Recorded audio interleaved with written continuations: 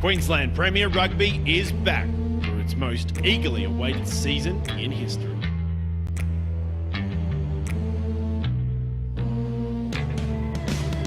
Romanian international Luke Samoa has arrived at the nest with a host of young talent under his wing. There's potential at Chipseywood. Can they recapture the glory days of old? East have got the flair, the firepower and the ferocity. This man, Seru Uru, will haunt the dreams of clubmen. Pain in the backside here for the Tigers as they swing it out. To get a few extra metres and kills. Finds the spice out wide and it's try time there.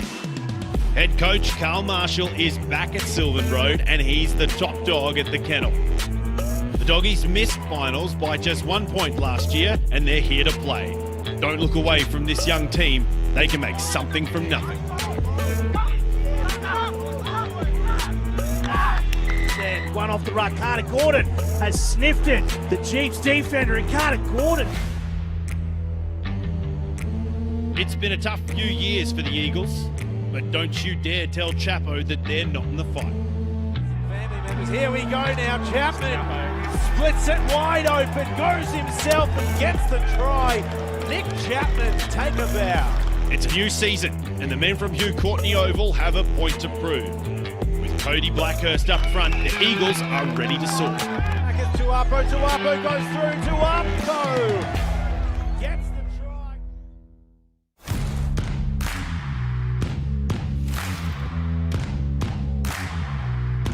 22 years, 22 long years. Chiefs have won the 2018 Hospital Challenge Cup.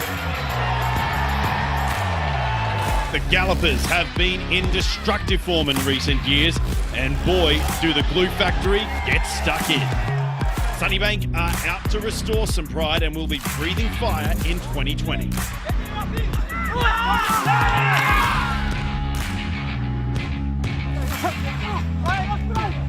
With Tom Lucas at the wheel, good luck keeping up once these guys get on a roll.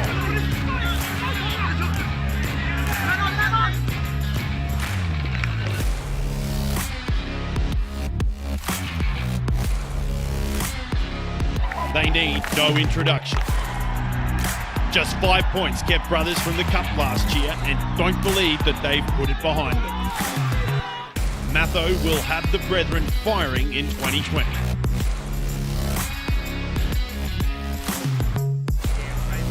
Goes straight through and he finds Fluke.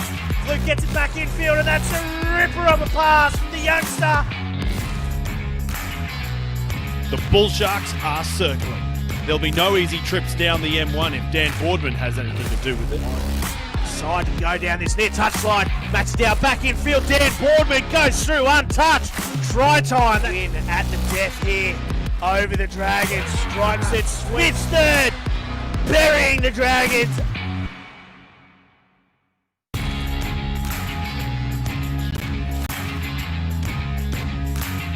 Arguably the team of the decade. This cup has spent more time at stud to heavy than any other club. Now White Cairns gets smacked by Teams. Go back infield, finds Dalglish, Cliffy Sedu. Hino won't let these young students give it up without a fight.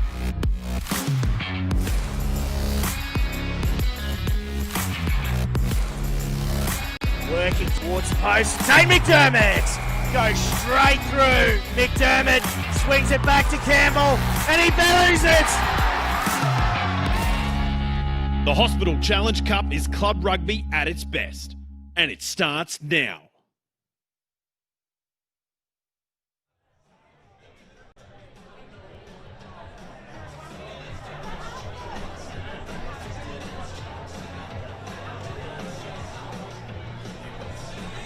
Good afternoon, everyone, and welcome to beautiful St Lucia on a spectacular spring Sunday afternoon for our second last round of in-season fixtures for the 2020 All Sports Physio Hospital Challenge Cup. I'm Martin Lippier. Joining me in the commentary box, like old times, Jay Staunton. Welcome, mate. Thanks very much, Marty. Very happy to be here, mate. It's an absolute corker of an afternoon, as you said. Absolutely spectacular out here in St Lucia. Quite warm. but it's starting to cool down a little bit, and I can only expect today is going to be an absolute belter. Well, we're minutes away from starting this game, and I think before we go any further, we're going to have a look at these team lists, and we'll start with the University of Queensland, and it is a special day because that Reds coronavirus bubble has finally popped, and we are going to see some great players back in action today. Up front, Richardson, Mellor and Saga will make up the front row. A few changes there, but it's the back three that are going to be scary. Captain Pat Murray will have the workhorse Will Roach, and they're welcoming back big bad Sam Wallace, who debuted against West in 2016. So a bit of a grudge match for him. Lanac and Gale will make up the halves, and then out the back, it's going to be pretty zesty with Connor Clancy, Sevens expert on one wing, BJ Oates on the other, and as always, Matt Greeley at the back, backing it up. J-Ball, run us through the Bulldogs. What are you liking? Out the front, you've got Liam Usher partnering up with the big Bobcat, Bronson Fotuali'i and Gav Luca. They're a massive front row, and I think they're going to get plenty of purchase up front today. In the second row, Pulio Vea and Dearden going toe-to-toe with Lillicrap and Vest. I think that's going to be an absolute belter of a matchup. At the back rows in particular, Skelton, Anderson and Big T Preezy, Tyrone Pritchard. In the halves, Jacob Carmichael and Cooper Whiteside. On the wings, Bombay Benji himself, Shea Lalanavesi and Lorenzo Skelton. In the centres, Freddie Keel and Ilaisa Droesese coming back for his first game of the season. Then little Callum Hicks at fullback. He's absolutely lightning, very quick on his feet, and if he can get plenty of open space today, you can expect him to absolutely chop up. And we're going to keep talking about what's on the bench as well. Uni have got some fine form there. I think you know it's going to be a good day when you've got Josh Nasser, SJ Tamala, Angus Scott Young, Connor Mitchell, TJ Sia Cassini coming in. I think for me, one of the most exciting new halfback prospects in this competition that's come through the pathway, Messiah Christian. He actually broke his hand when he played in the beginning of the season here, and he's been out. So this is his first day back. Had a few runs with Colts. They went down by 2 points to West today, which was good. But on the other side of the equation, there are some exciting additions in the West bench as well, Jay. 100%. In particular, Mo Sorovi wearing the number 21 jersey. We've seen what he can do for the Reds. He's an absolute gun. Very good out of half, and he's very much like what Liam Dillon used to play with that high-tempo running game out the back. So expect him to come on for Jacob Carmichael with, say, 20, 30 minutes to go when they're starting to fatigue a bit, and I'm sure he'll chop up as well. And it's been a really interesting season. I think Carl Marshall, for his first year at the Kennel as head coach, obviously a West boy back in the day, back when he used to play, I think he's had a really good positive impact. I've really enjoyed watching how the team dynamics change a lot. We're seeing with West, they're adopting a similar model to East at breakdown, where they're not trying to commit bodies at all to breakdowns if it's not worth doing. I think last week, the slight difference between the two, East are massively the experts at this. I think they commit less players to breakdowns that don't result in turnovers than any other team. And we saw that last week. It was very quick between them both, but they just fell short of the mark. I think they could have maybe got across the line if some things went differently, but I think we spoke about this before. I think West have had a fantastic season, and regardless of where they finish on the table, I think they've given it a really good shake. That's it. They've given it a really good shake, as you said. The big difference between the Doggies this year and last year, look, they're in a similar position by way of where they are on the table, but I think by way of where they're actually growing and sort of the patterns of play they're actually playing, they're progressing a lot quicker than a lot of teams would have anticipated. They've got a great squad. They've got a lot of new recruits, you know, guys like Liam Usher and Gav Luca and co, but they're just trying to adapt this new game plan, and it's starting to bear fruit. We saw a couple of weeks ago against Jeeps, they knocked them off. So maybe they're about 6 to 12 months off, but you can expect, if not this season, definitely next season, they're going to be pushing finals hard. Well, they've also got a couple of skeletons in their closet as well, which doesn't hurt. Yeah, not too bad. Lorenzo and Jeremiah came over. You know, Big Ern was a premiership-winning prop for them in 2006, so he's come back, and it's great to have them there. Captain Rob Puvea leads out the West boys, and Pat Murray will run out for the Heavies. West Side Derby. It's Sunday afternoon rugby. We should be so lucky to be seeing such great rugby in the springtime. And it's been actually a jam-packed weekend. I was up the range calling the Bears and the Rangers last night. Matt Greeley's older brother playing for the Rangers. How good. How good. And you're up at Caloundra, Jay. Yeah, we're all over the place, mate. It's starting to heat up a little bit. You've got the Sunny Coast Comp coming into finals soon. We've obviously got finals starting with QPR in a couple of weeks' time. It is and it'll be this fantastic. time in 2 weeks. It'll be the major semi-final. this time in 2 weeks. Cannot wait. But look at that bench for UQ. As you said, they're just so stacked with experience. I think one of the biggest ones, look, we all know Angus Scott Young & Co is fantastic, but the big one for mine came through a few weeks ago, Connor Mitchell. And we're away. Round 10 of the All Sports Physio Hospital Challenge Cup for 2020. And Gale got that one up nice and high. There's Roach ploughing into contact. One of the young workhorses of this team. There's Mellor now having a bit of plough. Vest is over the top as well. What a strong player Vest has been. Huge investment. Big contacts in the centre of the field. Lanack hunts to the right, finds Richardson. Came back from a stint over in New Zealand. He's grown as a player, not only in stature but in technique as well. Lanack's in deep, looking to the right, finds Wallace. Wallace, if you ever want to see a man that's, I don't know, he's probably more excited than a Year 12 boy before his school formal. He is so full of rugby juices that he is just ready to explode all over this competition. Now Lanack out to the left. There's Gale. Cut out past the Greeley. Space is there once more. Charging away will be Connor Clancy, but he falls in just short. Heavies looking to go to the centre of the field. Bit of a high take there from Wood. McHeenan loving to keep big body centres. TJ Cixini coming off the bench. There's Mellor. He's got a bit of a seatbelt as he went down, but it's all good. Now Lanack looks to the right. Players lining up. West have got a good defensive spread out to the right, though.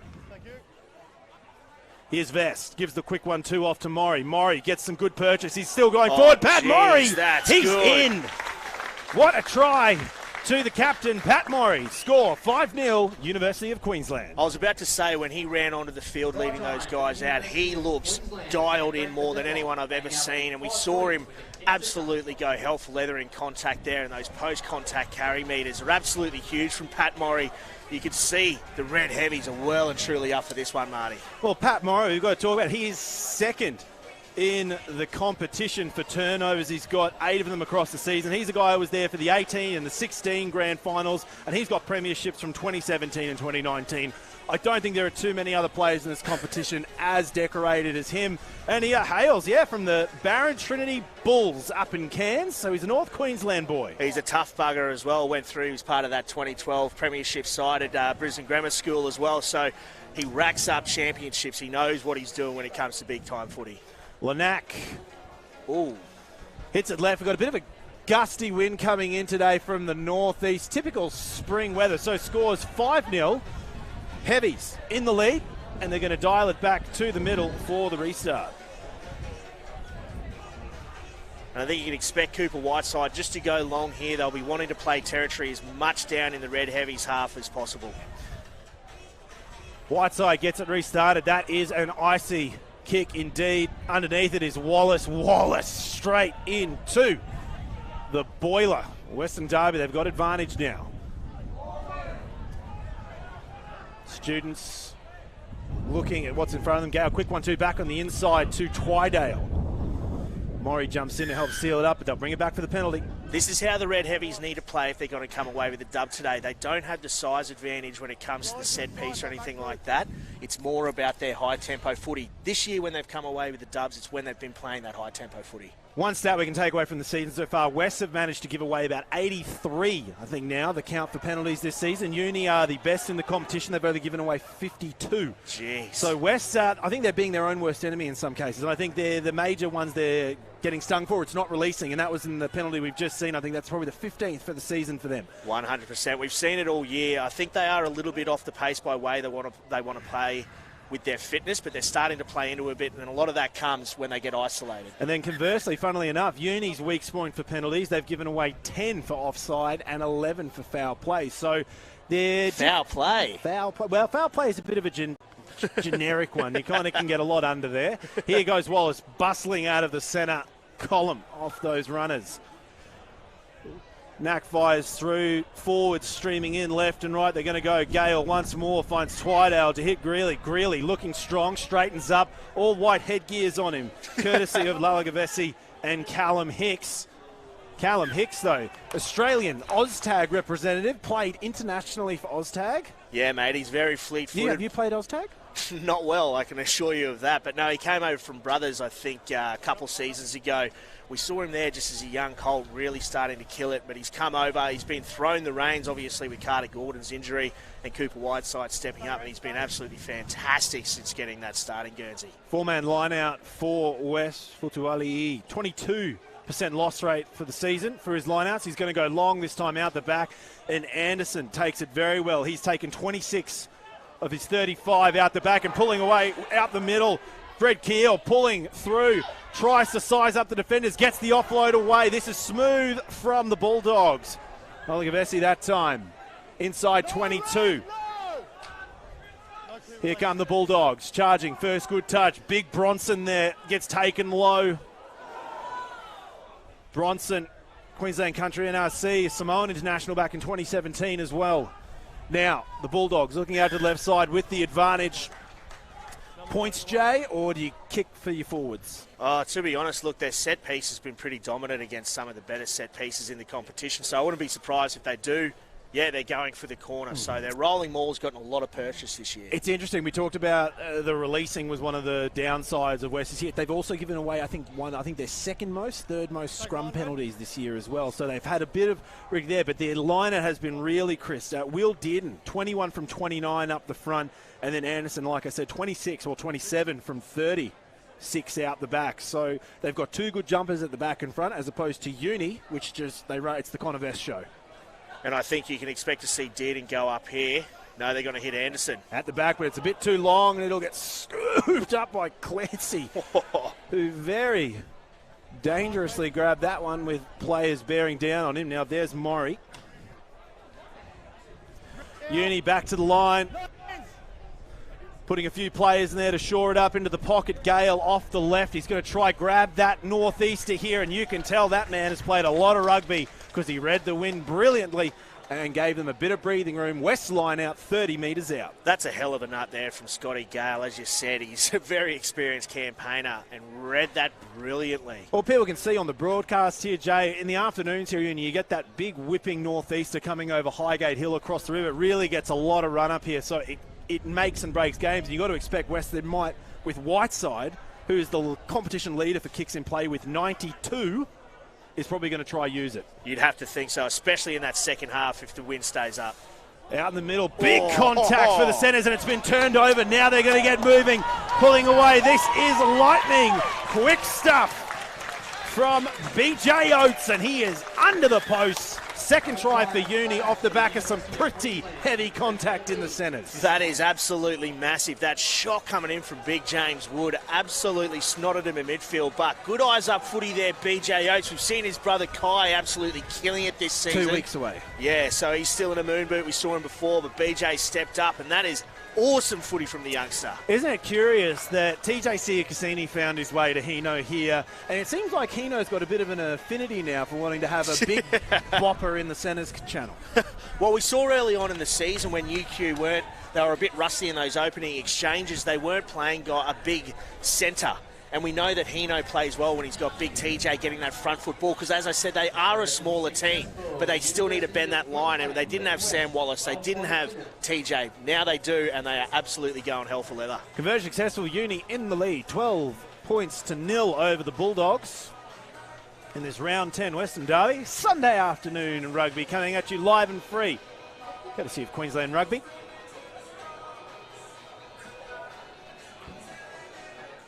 There's the restart from Whiteside. Another icy one falls just short, and it will be regathered. Anderson gets it. Benji. Olagavesi's brought down by his opposite in Clancy. So now West, they're up nice and close. 6 metres out. Carmichael fires it in. Quick 1-2 from Skelton. They're going to keep moving it out. Now Whiteside sees some space for his sandwich. There's a kick in play. That's going to sit up. No, it's not. Droa Sese showing his Fijian flair. That was awesome. But, yeah, just offside there at the defensive line. I thought Lalanavesi was going to go in there, but great covering defence coming over. I think it was Will Roach put a good shot on there. Will Roach has to be one of the hardest workhorses in this competition. I think you talk about the Premier Sevens in this competition, and Noel Nielsen from Brothers is up there. Yep. You can't deny Gunny just because it's Gunny.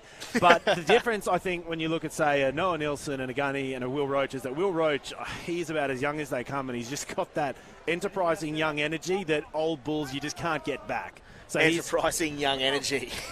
That's a nice way of saying he's a friggin' lunatic. He's got such ticker. He absolutely goes hard on the pill.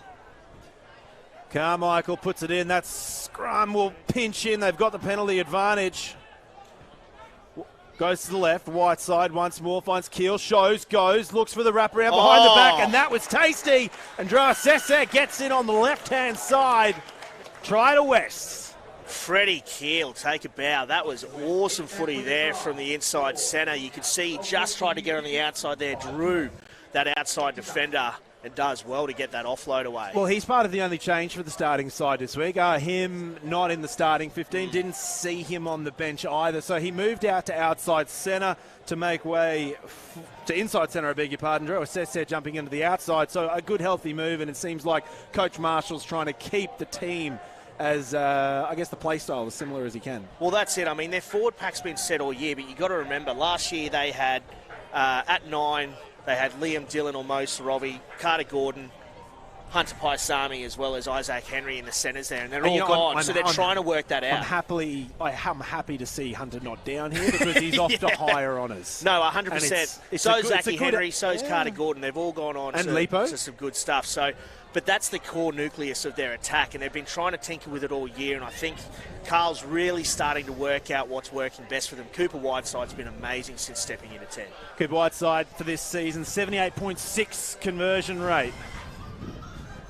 Yeah, we can add one more to his tally.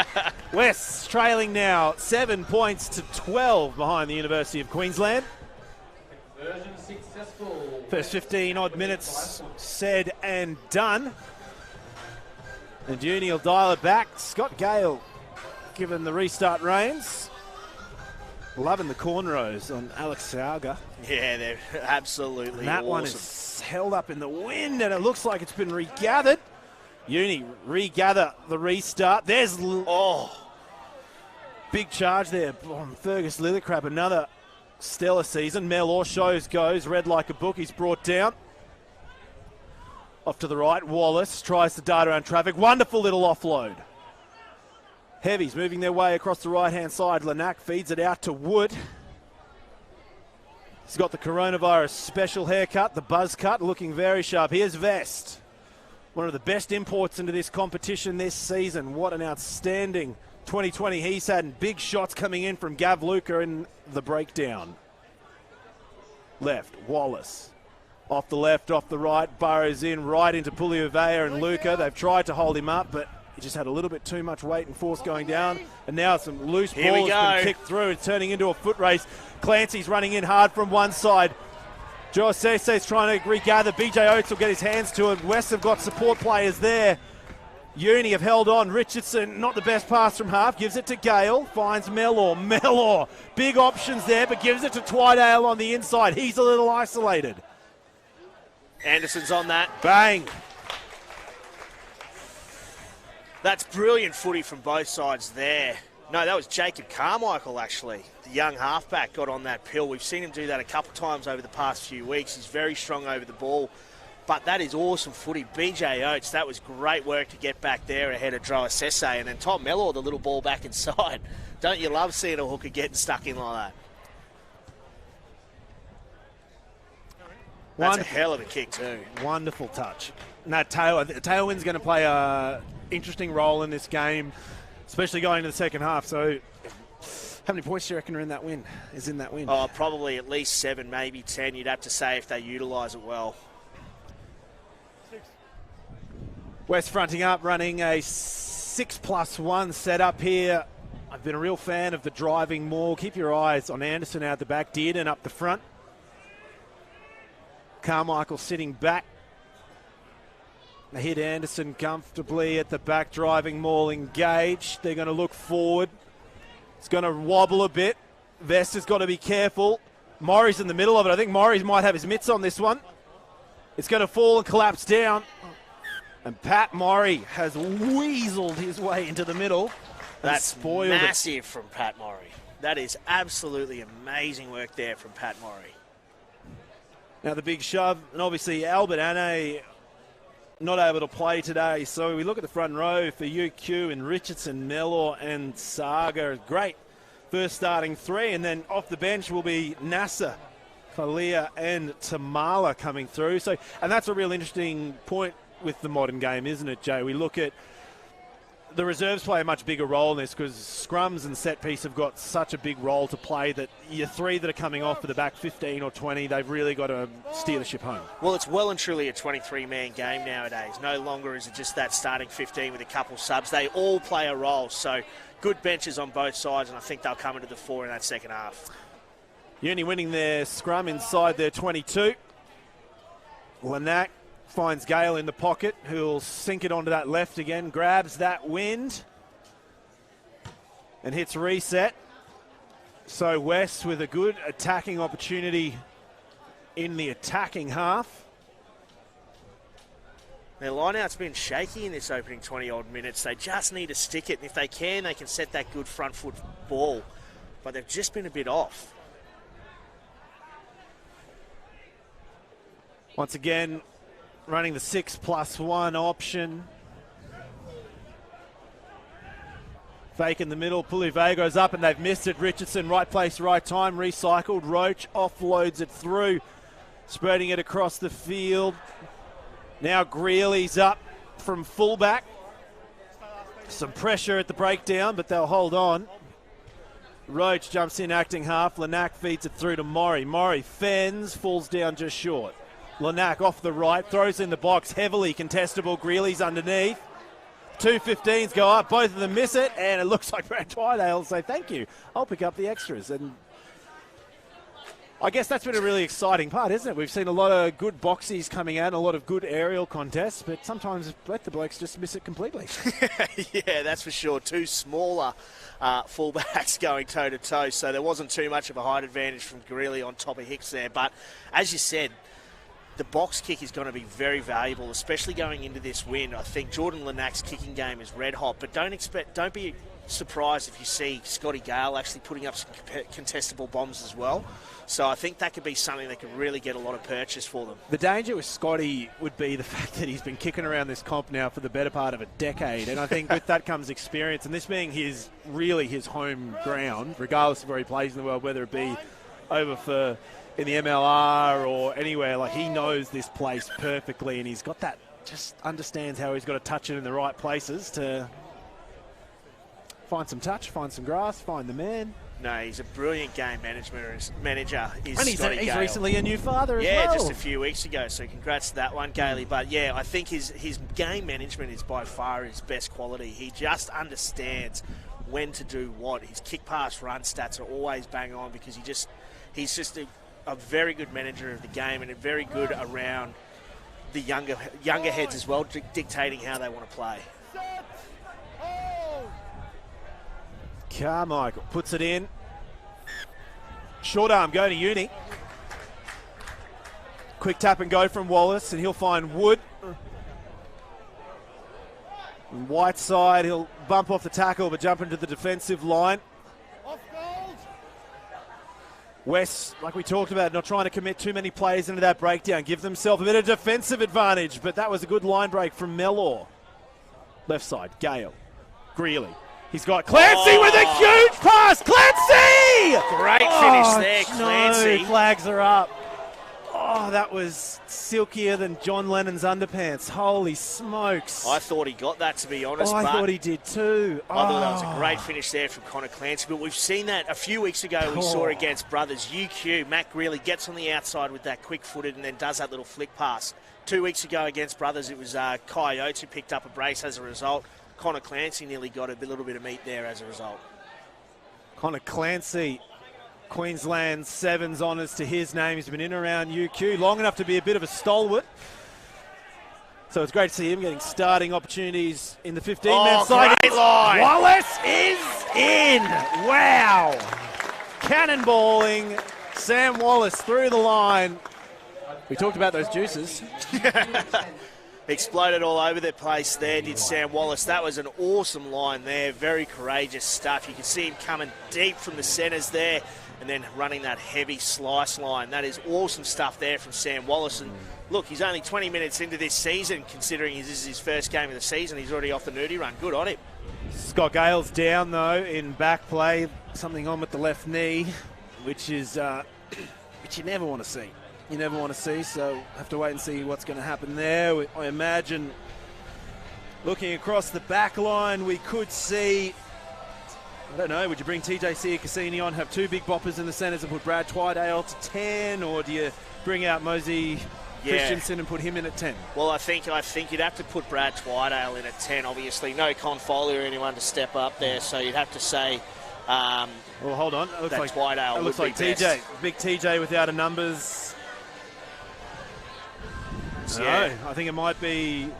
Yeah, no, two big boppers in the centres and Brad heading into the number 10 role.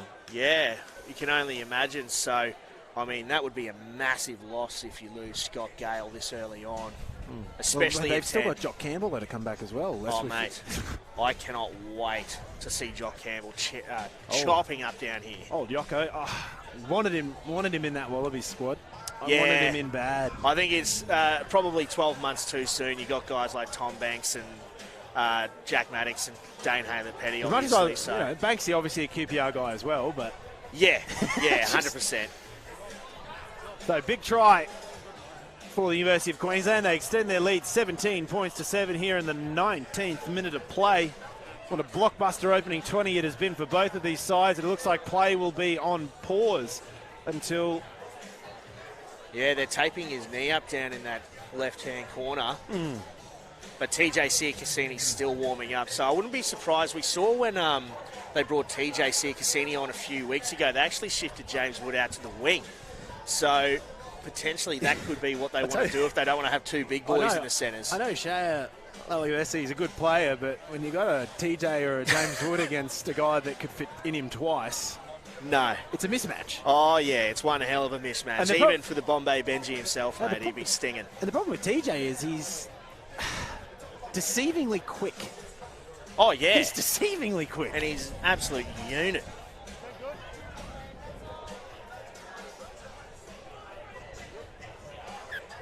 Hammer away. Another short, sharp one from Whiteside. Anderson's hunting, but Murray makes sure he gets his mitts on at that time, and he'll take it into the first ruck. Lanac finds Wood on a hearty line, one off. Box kick from Lanac goes up, Keels underneath, Murray sailing through, and it looks like he'll knock it on. Oh, that's a tough call there, I think. Because Tom Mellor was away without anyone touching him for 40 metres.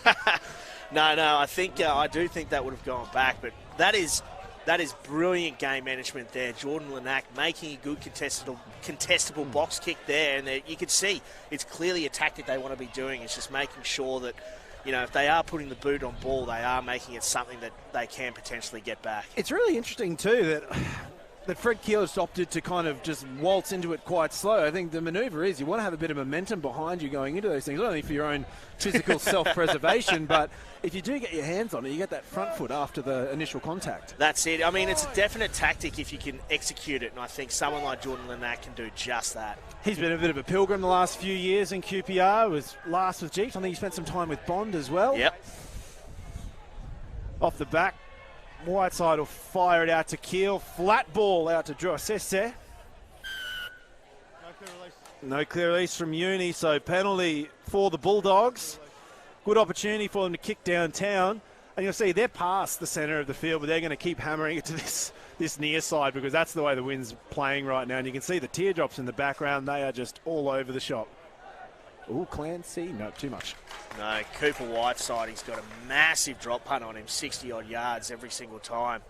And if you continue doing that, they just need to execute at their set piece. They've been very dodgy early on here, the Doggies. They just need to execute. So Scotty Gale still on the paddock. He's hiding in the tram lines at the moment.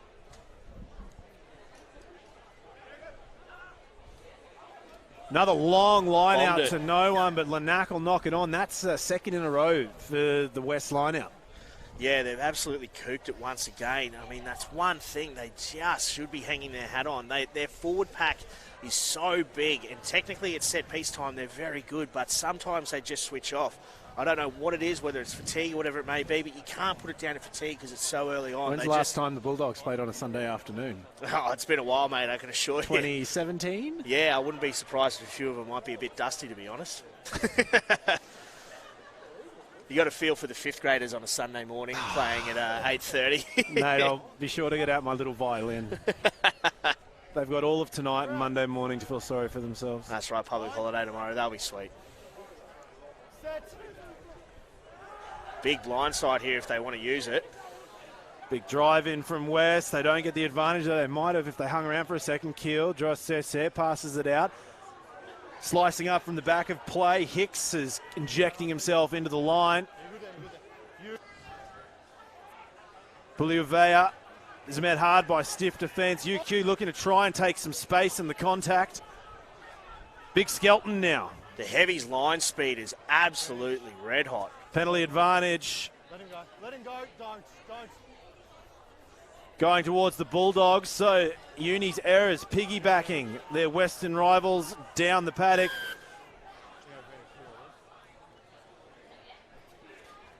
So, 2 penalties for the heavies in succession.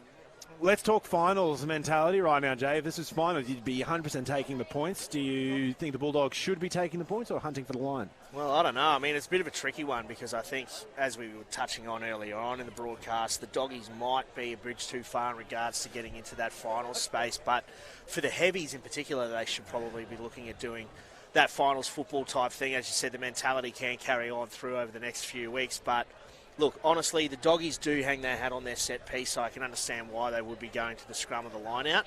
But it has been a bit shaky early on. We talk about the final setup right now. Obviously, Jeeps getting the win yesterday puts them in very good stead. It really comes down to if Brothers can beat Easts. Brothers can't beat Easts, then they're going to be falling short of the mark and might not even make it through to finals. Yeah, I think there's several teams that are on shaky ground, that's for sure. Scrum penalty advantage for the Bulldogs. Whiteside on the left gives it through to Keel, who gets brought down very well by Lanack. Good numbers out the left side. Whiteside offloads around the back, but it was a hair forward, so they'll bring it back to the penalty advantage off the back of the scrum. Yeah, this is what the Doggies are really working towards. You can see they're starting to get a bit of set-piece ascendancy at scrum time, and we've seen it over the past 6 weeks or 8 weeks or whatever it may be. They've actually really started to build in the back end of both halves. There's a really interesting fight going on here on the side between Gav Luca and Hamish Richards, and I have to say, it looks like Gav Luca is getting a bit of an upper hand against the Milkman. 100%, the Milkman, yeah. I love big Hamish Richardson. Since he's gone over to New Zealand, he's come back and you can see that technical ability in his game has actually gone above and beyond, which is really good. But Gav Luca, we can see just how good he is. Aussie schoolboys, obviously a Reds debutant last year, but hadn't played a lot of football. And I think AU this season, and Queensland schoolboys in well, that's 2014. And I think this year, him getting a little bit more opportunity to play plenty of big minutes has done him a lot of good. Big men too. That's the other thing, especially with that front row. If they're capable and they can do it, and that one will fall in on itself. Nothing cynical, so they'll reset for fourth scrum in a row. Yeah, you got to be a madman to pack down in the front row, that's for sure. Interesting set of reserves coming on for the Bulldogs, Jay. Bart Ritchie, Tico, Vaiamanu. Do you see a full rotation of that bench, or do you see just elements coming on at a time? Look, they usually do use all of them. I don't know if Bart Ritchie will get on too early. They usually give the Bobcat about 60-odd minutes. But, yeah, Aussie usually comes on early in that second half. So it'll be interesting to see what they do. I know Big Ush and Gav Luca can play close to the full 70, 80 minutes. So it'll be interesting to see how Carl Marshall wants to use them. Now, a big push from the Bulldogs. There's that arm from the referee. And a penalty. You got to be wondering how many more scrums is it before someone is flicked the cheddar. Yeah, we've seen the front row for the Dogs is absolutely massive. You've got a 135-kilo hooker in Bronson Fortualiti running the show there. And once they start to get a little bit of ascendancy, we've seen them absolutely mince blokes. So I think big Darryl McNamara will be absolutely fizzing down the dead ball there. He loves this stuff. So we look at the current table while our wonderful referee has a chat. We've got the tie after the round we had yesterday. Tigers and Jeeps up on the top, 29 points. Brothers and UQ both on 27. Bond on 26 and Wests are on 14. So next week, Bond are taking on UQ and Brothers are against East. I think it's really interesting because in one sense that could be the 4 finals teams that will face each other in 2 weeks' time, or if Brothers somehow can get a win. Well, they get a lot of the QRU players back, Ryan Smith, Lawson Crichton and co. So. Hoopert. Yeah, absolutely massive. Hamish Stewart. With the best hooker in the competition, Fezler. Another one you've got to imagine that someone's going to be... There's the double pump. Oh, is he reaching in for that pocket?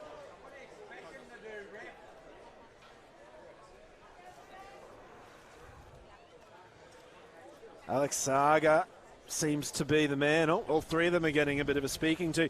And it actually has been an interesting thing for Uni. The front row, historically, it's been a bit of a weak point for them in the last 4 or 5 years. And we get to this point every year, we kind of say, oh, is it going to be enough for finals? But they somehow manage to get something together for finals that gets them across the line. They always seem to lift when they need to lift. I mean, we saw them in the first 2 rounds of the season when points weren't on offer. They went down to East pretty easily and then at the same time only just scratched a win past Sunnybank. It's one of those weird ones, but when dubs are on the line, they tend to show up. So they're very weird, UQ, when it comes to just lifting for those big games. They always seem to find a way. So it'll be interesting to see how they go in the set piece because it has been a bit shaky. And referee sitting right on Richardson's shoulder. Got to imagine that he's the guy he's looking at. Here come the doggies. Big push motoring. Carmichael's had enough. He wants to try and get some points here. Keel's jumped up through the line. Pick and go off the back. Carmichael. Just short. Bulldogs picking and driving. UQ readying their defensive line. Trying to keep them out. Another pick and drive in close succession. A whole plethora of maroon jerseys wrapping that ball up, and it's going to be called held up. But this isn't a relief for them anyway. Another scrum for the Bulldogs. Yeah, and just another opportunity for the doggies to get some ascendancy at the scrum. So, oh, mate, if I'm Hamish Richardson and co, I'd be absolutely packing it does look like Mick Heenan, he's dipping into those wonderful Reds players that are making their way back down, and Josh Nasser has strutted his way down to the sideline, down to the corner.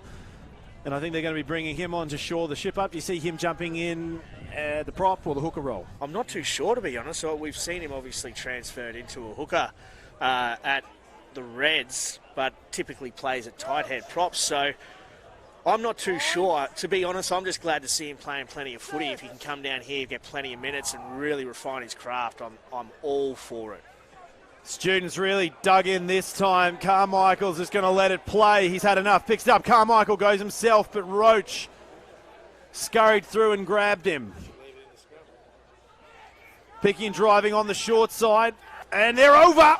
Bulldogs crash their way over. Yeah, Jeremiah Skelton there spinning his way through off that pick and go. We've seen the doggies, just their forward pack is starting to get good front foot ball. I mean, I thought they would have kept that in the scrum as long as possible. A couple times now, Carmichael's gone quick, but it's still worked out now on that occasion. And probably for the heavies better, they've been able to actually come our way with that with 15 men still on the park. So Mellor's leaving the wicket. Nasser's jumped on to replace him. It's an early change, and Angus Scott Young, ball in hand. I'm sure there's another one. They could certainly do with Scotty out there. But the thing is, I mean, it's interesting to see Mellor coming off after just 30-odd minutes, but it's understandable. Josh Nasser is typically a prop, but he has been converted, as we said, to a hooker from the Queensland Reds. So you can only assume that his scrummaging must be red hot for him there at hooker. So that could help them shore up, but still, the doggies are absolutely killing it at scrum time. It's finals mentality, and Mick Heenan, you've got to do everything that you can to get the win. And right now he's saying that the short point for them is in the front row. So what Josh Nasser will bring will be interesting to see. Score currently 12 points to 17 in favour of UQ, with a Whiteside kick to come, and he has blasted that nearly into the high jump mats. So West trailing 14 points to 17, 3-point ball game. Round 10, All Sports Physio Hospital Challenge Cup. Match of the round 2.0. That's it, 2.0. Yeah, we saw Bond and Jeeps go toe-to-toe down at Shark Park yesterday. There's the restart. Oh, a few too many hands under that one. Lorenzo Skelton sharing it with Drossese, who'll get it over the 22. Carmichael finds Whiteside in the pocket. The call is take it back, so he can't kick for touch. Gale swats it out of the air, gives it to Greeley. The ever-vibrant boy from the Downs who sliced through one, gets the offload to Clancy. Clancy scuttles into traffic. Lillicrap burrows in short and hard. Clancy's come up a bit groggy from that one. And they're working hard. Uni up the middle of the field. Lanac goes to the left. Wallace, inside ball. Back to Richardson. Plows hard into Puliuvea.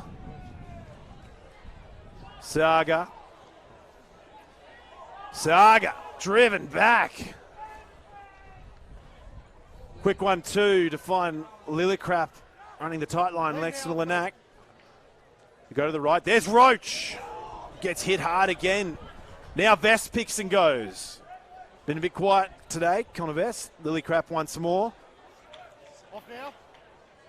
Uni grinding phase play away. Inside ball finds Wood, courtesy of Gale. Looking to the right-hand side. Vest will quickly pop the ball off to Twydale. Good combination plays between the forwards and backs. Gale space out the side. They're going to pass it away, and they are through. Uni pick up a great try on the right wing. BJ Oates is over. Yeah, that's the second try now for BJ Oates. That's just smart footy from the heavies there. You can see they were playing high-tempo footy, and we saw in the midfield there, it looked like one of the players was isolated, but then Connor Vest did a really quick pick and go 3 or 4 phases later. Because they got that front foot footy, they were able to get Scott Gale on the outside, who just drilled it straight on the chest to BJ Oates. But that is exactly what the heavies needed to do after letting up that try. They need to bounce back, they need to maintain possession, and they need to run the Doggies off the park. The Doggies are a bigger side, but they need to keep that tempo up. And we look at the way the table stands. We'll keep building on that conversation. If West win today, Jeeps will be safe. Yep. If with Bond playing UQ next week. So it'll be in Jeeps' best interest that the Doggies win. And if UQ get up and then Bond and Brothers win next week, Jeeps are out. If UQ get up and then Brothers lose, I think they're out. I don't know. And then Bond win. Isn't it exciting? There's all sorts of stuff. It's exciting that there's 2 games next weekend that all have top 4 prospects playing, and Jeeps have conversion the bye. successful. Go to the knack, right-hand side. So the score is UQ 24, West 13. I saw a lovely tall gentleman with some letters inscribed on the back of his head, just wandering down the grandstand here. Good to see some of our St George Queensland Reds players making it down to watch the club games. Angus Blythe we're talking about. Yeah, he's a bloody good bloke, he's Angus. Good to see him out here. Saw his brother playing for Bond yesterday, actually.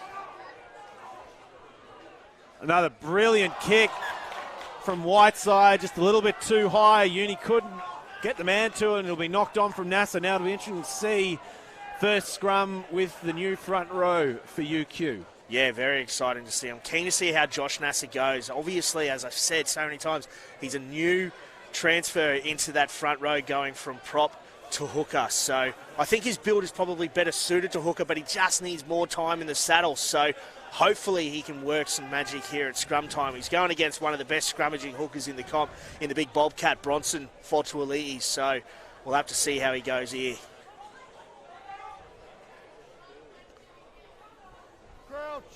Good even spread for the Bulldogs out the left-hand side of the field.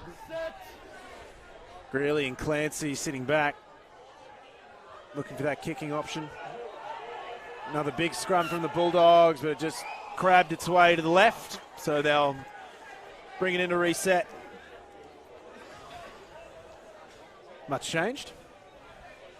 Yeah, I think that was a better base there from the heavies, but I think the size of the doggies just got in. But you can see Hamish Richardson, he's really trying to get up and underneath Gav Luca on the outside here to try to manipulate him and try to actually get a one-on-one with him if they can. So if they can try to get between Gav and the Bobcat and try to get Hamish Richardson through, that's probably where they're best going to get value out of it.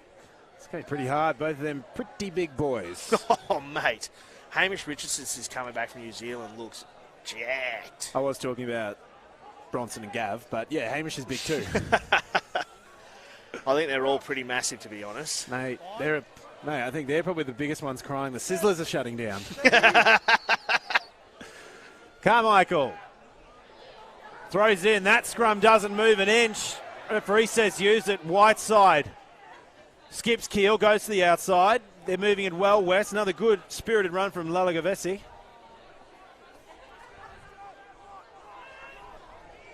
Puliavea straightens up hard.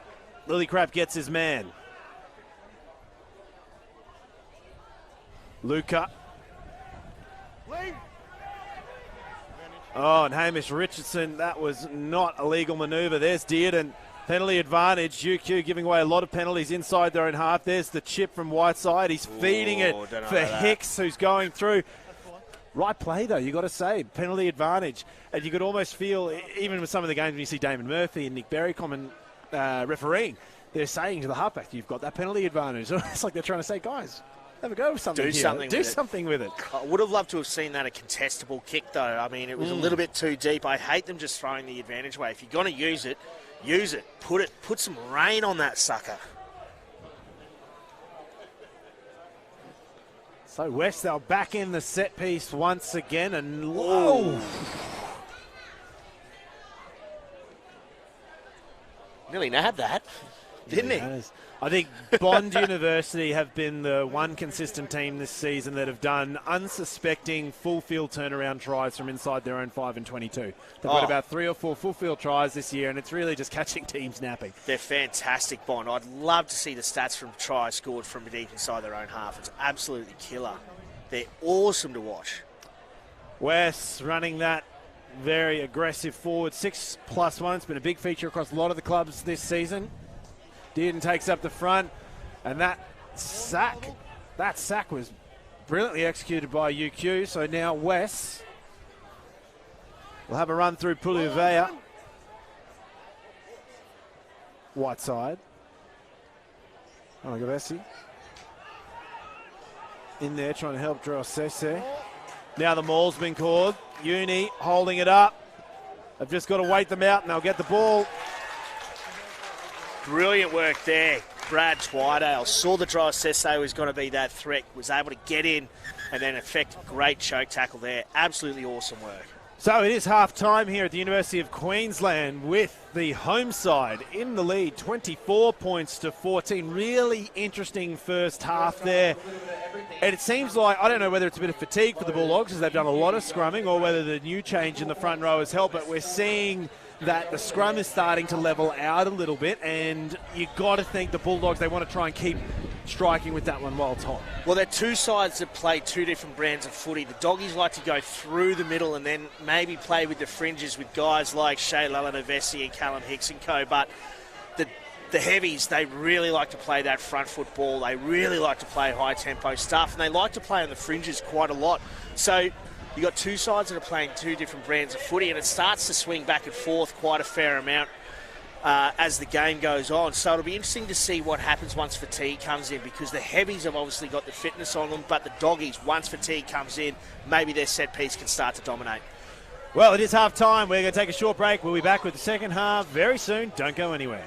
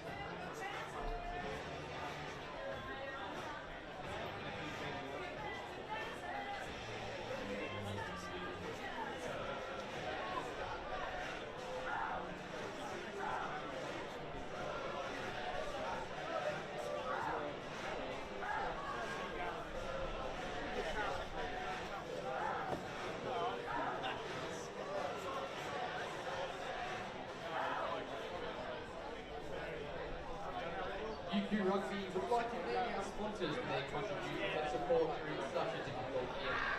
Our principal sponsor, Guildford, and our major sponsors, the Bell Faculty at the University of Queensland, the BMW and the West. Morgan, Green Beacon, Flight Centre Business Travel, Qatar Sport, Friday's Riverside, Robert Watt Jewelers, Nexia, our club sponsors, Higgins, CPS, Fortune Rogers, Twice, Cutter and Buck, Simply Office National, St. Leo's Catering, Professional Lending Solutions, Brisbane Sport and Spinal, McPherson Print Group, Recovery Science, HeadSmart, Brisbane Convention and Exhibition Centre. We'd also like to extend a big thank you to our foundation members and spectators for your continued support for the 2020 season. Finally, we wouldn't have a game today without West and their support who travelled out here today. So thank you and welcome to the University of Queensland, home of the mighty Redheads.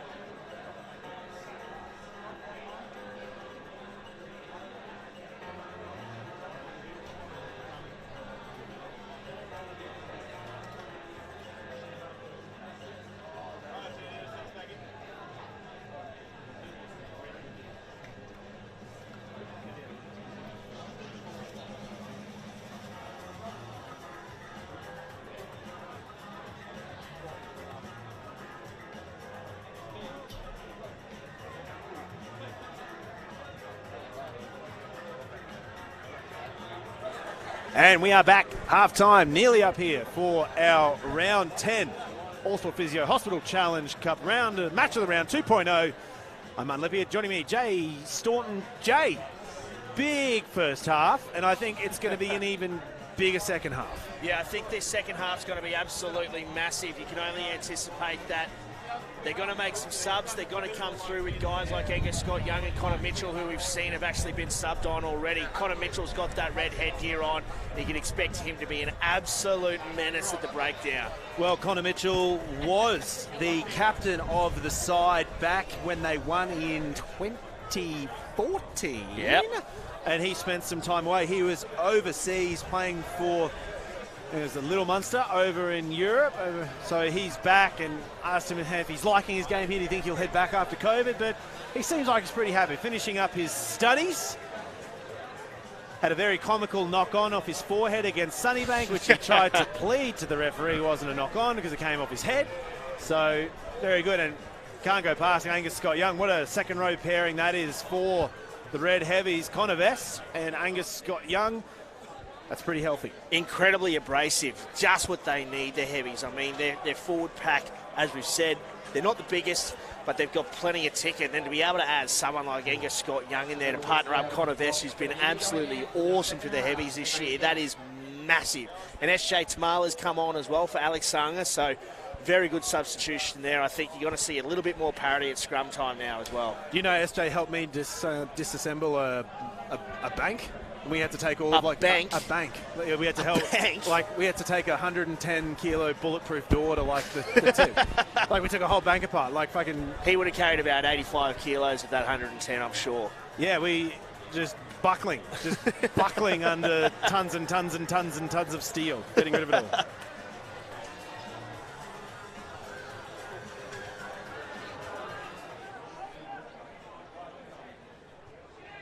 And we're away. Second half. Uni in possession. Lanac fires it out.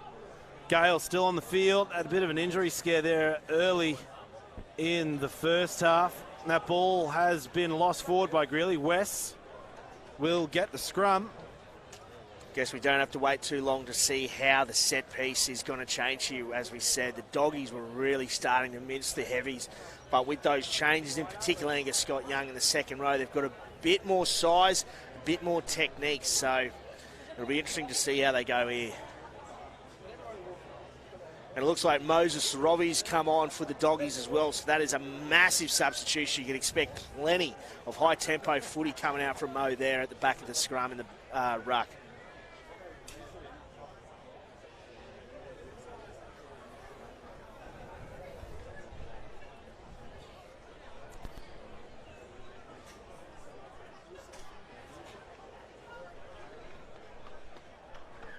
Now the scrum will fall in on itself. Be interesting to see how the dynamic has changed going into the second half with these new substitutions. Yeah, they've got an interesting setup here, the Doggies. They've got the Prince of Persia himself, Shea Lalanavesi, standing at inside centre. So Freddie Keel potentially bouncing at the back. I'm not too sure, but they've got a completely stacked open side to work with.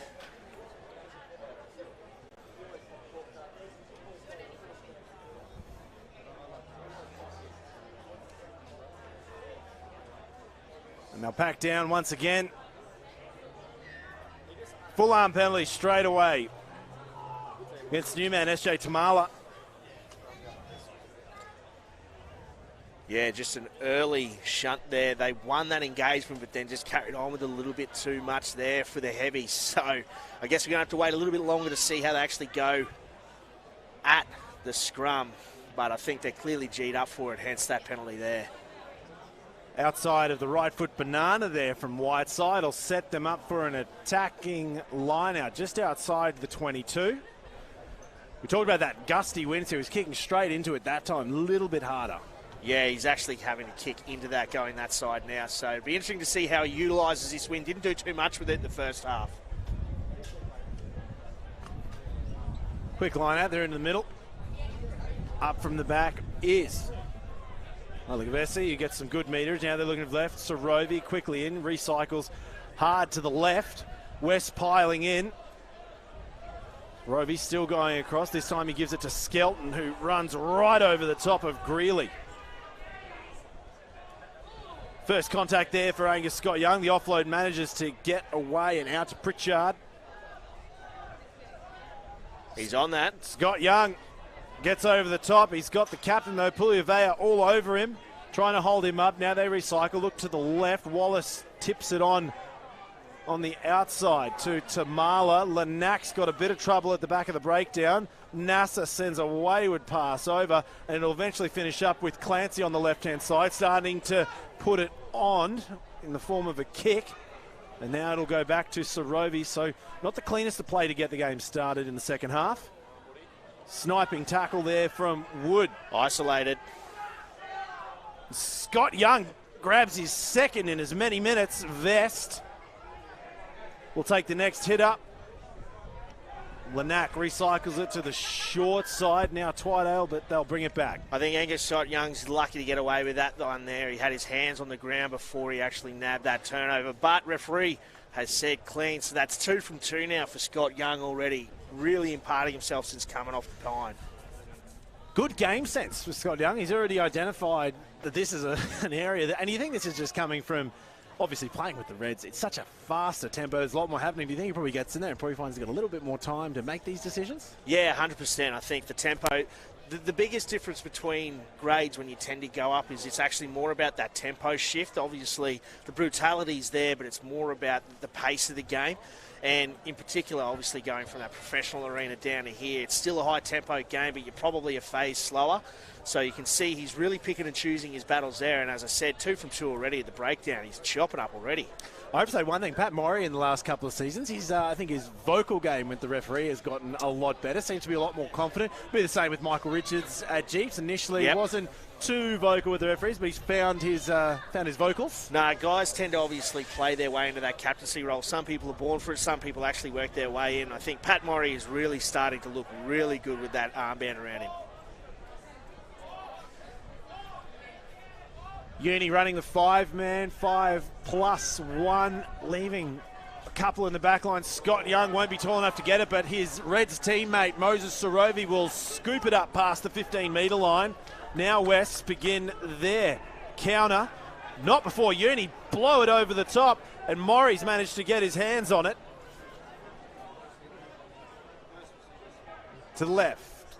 Wallace, inside ball to Tamala. Working it out, Gale, short ball to Twydale. Scott Young straightens up. Few substitutions for West as well. Vest 1-2 back to Morey, who is clobbered by Fotuali'i.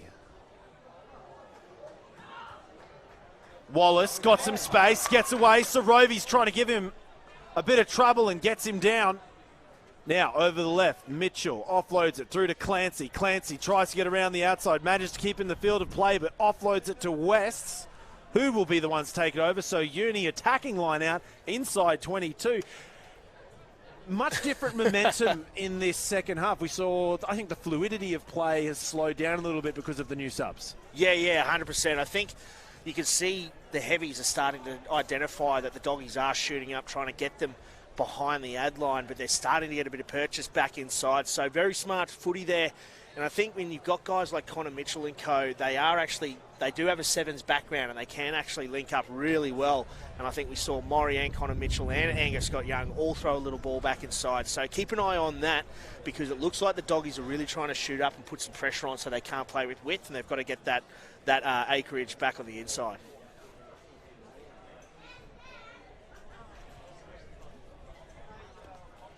And it looks like there's a sub as well. You can see the blue headgear there for the doggies. John Martin Stewart, JMS, as he's known. He was formerly, I think he was a part That is his initials. That is. But he was part of the Force Juniors setup, and he's come over here. He's an absolute gun. He is jacked ass. And you see him down at the gym. He's absolute unit, and he's fit as a fiddle. So I think he's been a little bit injured early on in the season, but he's starting to find his way into a bit of form. And when he came on against Jeeps a couple of weeks ago, he really helped change the tide of the game with his breakdown work, partnering up with Connor Anderson. So he's still out there with Connor Anderson. And I think they're going to try to negate guys like Connor Mitchell and co.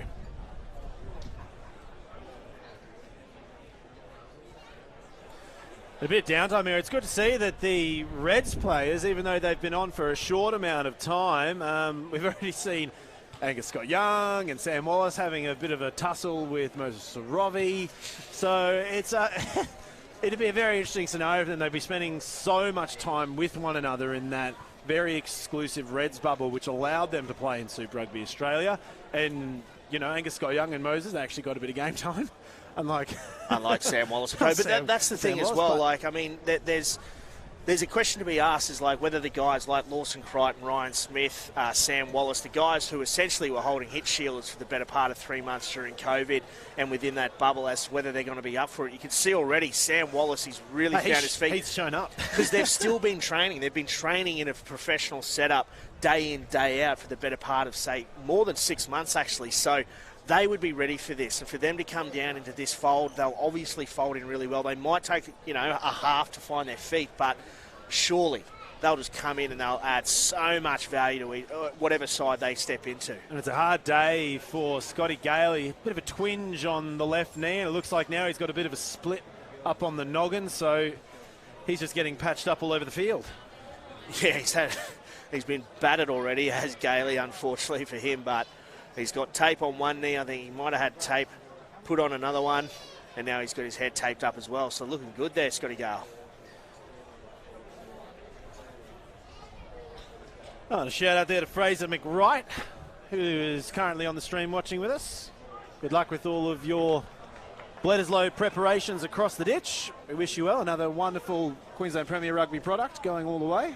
Now, this is one thing we've seen early on. Since Josh Nasser has transitioned into a hooker, we saw in Super Rugby his throwing wasn't up to scratch, and it is something that is the primary function of a hooker is your line-out throw, and it is something that is learned just with time in the saddle. So, look, that could come as a bit of a detriment to the heavies in this game if it is a bit wayward, with that wind in particular. But at least he's now getting some game time down here, and he'll be able to refine that craft a little bit. But I think the doggies, if they get the opportunity, maybe put it into touch as much as possible and let the heavies try to use that line out, because he is a very, very raw hooker. Penalty advantage going to West. UQ's side of the scrum collapsing in. Well, you also got to Albert Ane also can throw a ball as well. Yeah. There is another option there for him. So they're not without throwers.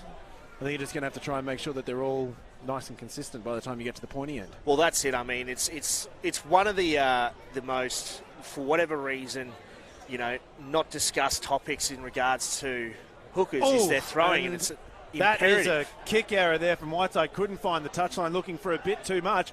Now on. Oh, jeez Louise! Jerry Skelton has just. He got up. He got up. Whoa. He's given himself a stinger, that's for sure. Jerry Skelton is looking worse for wear. BJ Oates sprung straight up. Yeah. Oh, no, now he's down in his haunches. My God, Jeremiah Skelton just absolutely deleted BJ Oates in midfield. You can see him sniffing it. He must have started running from the 22, and I guess he got lucky that his line. No, you could see as soon as they shifted that first pass, Skelton saw that there was an opportunity to absolutely melt someone, and he's done just that. Well, he might have melted his own hardware as well, because he's down. He might have, you know, popped a head gasket, because that right shoulder, it looks like he's definitely got a bit of a stinger. And I really think that the most impressive thing here is that BJ Oates is still breathing. He's just having a suckle of water, and now he's going back out to his wing. Oh, my God. You know, this could probably be the thing, that technically there's a lot less mass with BJ, so there's a lot less of him to get hurt. I thought he was going to get absolutely eviscerated. My God. You got any other adjectives you want to use? Not really. No, I'm all out of superlatives, that's for sure. My God. Skelton just absolutely. Tell you what, you nearly deafened me. Yeah, I know. I apologise for that. Probably, and everyone at home is probably having to recalibrate their volume knobs. Sorry about that. But this is a great attacking opportunity here for the Doggies. They've got a big blind side, but they've decided to stack this open side here. And again, they've got Bombay Benji standing there in that second receiver role. And Lorenzo Skelton just on the inside of Freddie Keel, who's inside Lala Navesi. But great scrum coming in here from the Heavies. There's the extra horsepower from Scott Young in the second row, and they're moving quickly left-hand side. Wallace throws it onto the boot. Foot race is on. Connor Clancy, he's white hot. Clancy's going through, and he will get the tackle inside the try line. So that is a huge turnaround in so many facets of the game. I think it's safe to say the additional horsepower has helped. And that could be a game changer here in this second half. As we said, the scrum Careful, you sound parity like is you're something. on the block with the game changer, mate. But it's the scrum parity that we said they probably should be getting with guys like Connor Mitchell and Angus Scott Young. But that right there, that was an awesome opportunity for the Doggies to try to hair back this lead. And now this could be a 14-point turnaround. The Doggies were looking really good here, building phases, and then now they might be able to go down here with a 7-point try if the Heavies can put some more pressure on here. So that could be a massive turnaround. We've had a scoreless 10 minutes here in the second half, and you only seem to be finding their feet now with the new subs, which is got to be a bit of a worry. And you got to hope that they don't recreate what just happened in that scrum 30 seconds ago right now, because Wests have their back to the wall. Now here comes another healthy shove. Lanack pulls it out. Gale sporting the new tape on the brow. Looks very agedly. All around the corner will be Pat Morrie. Pat Morrie, he'll get just short. Wallace is at the back. West putting a counter shove on. Can they turn it over? That ball has been picked out by Sarovi. Floats it out wide. They've got a little bit of space here. They're deep within their own half. Oates is trying to get his hands to him. They're going to do a Gordon Tallis. Yes, they will. Dragged him across the sideline. Probably just a little inexperience there from Hicks, but they've gone quick here, and Moses Rovi's nabbed it. But they said that line out was set. But, yeah, just a little bit of inexperience there, I think, there from Hicks. Trying to go on the outside there would have been better. Just cutting back in, setting that platform, and then allowing them to build some phases to open that angle up a bit there. But smart footy there from the Heavies. But now plenty of pressure needs to come on here from the Doggies and put some pressure on the throw here for Nasser. Be interested to see what happens. They've, like you said, Nasser's got to nail this throw, because if he can't do that, it doesn't matter how much planning that they've got to execute a try manoeuvre. He's done well. Vesta's grabbed that one up nice and high. They're packing in now. Starting the march forward. They've shown they've got the horsepower. It's at the back with Nasser. Scott Young shakes off one. They're moving forward. Nasser's still got it. Nasser can see the line. Nasser drops. Nasser scores. Yeah, brilliantly set up there from the Red Heavies. Josh Nasser just at the back of that maul there, just dictating play brilliantly well. Rob Pulivea's down. It looks like he's grabbing at his right shoulder or collarbone. This could be a big blow for the Dogs. Rob Pulivea, Jay, he's been such a huge part of this club for longer than I can remember. And this year with the captain's role as well, he's been very integral to the Bulldogs structure. Yeah, he's a great leader. His best attribute is just the fact that he is a very experienced campaigner, and he is just such a smart footballer. And the one thing that he does well is really runs a young forward pack well at the line out there. As I've said, it's been a bit shaky today, but their set piece is something they've been hanging their hat on in 2020. So it would have been a big loss, but I think Callum Smith would have come on for him. You don't lose too much with Cal Smith. He's been absolutely awesome. He's a dope footy player, is Cal Smith. I love to see him getting in there. Well, Pulivea's actually up. He's back within the huddle.